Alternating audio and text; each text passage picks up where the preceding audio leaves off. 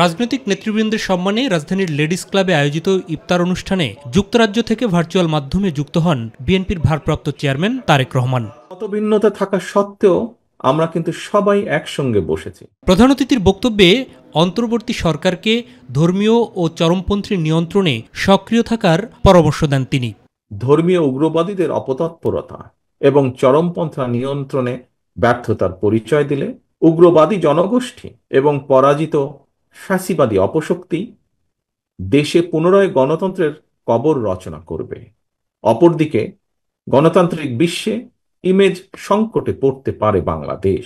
গণহত্যাকারীদের বিচার করাই হবে নতুন রাজনৈতিক বন্দোবস্ত উল্লেখ করে নির্বাচিত সরকারের বিকল্প নেই বলেও মন্তব্য করেন বিএনপির শীর্ষ এই নেতা। জাতীয় নির্বাচন অনুষ্ঠানের জন্যই মাফিয়া সরকারের পতন ঘটেনি, একথা যেমন সত্য, তার চেয়েও আরো চরম সত্য হয়তো নির্বাচন একটি সুষ্ঠু নিরপেক্ষ নির্বাচন না করার জন্যই কিন্তু মাফিয়া সরকারের নির্মম পতন হয়েছিল।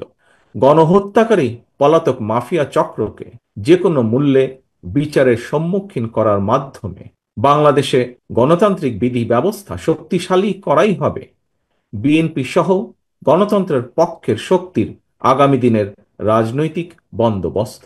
ফ্যাসিবাদ বিরোধী রাজনৈতিক শক্তিকে ঐক্যবদ্ধ থাকারও আহ্বান জানান তারেক রহমান। বীর জনতার গণ অভ্যুত্থানে হাজারো শহীদের রক্তে রঞ্জিত রাজপথে গড়ে ওঠা জাতীয় ঐক্য বিরোধী ষড়যন্ত্র অব্যাহত রয়েছে এখনো।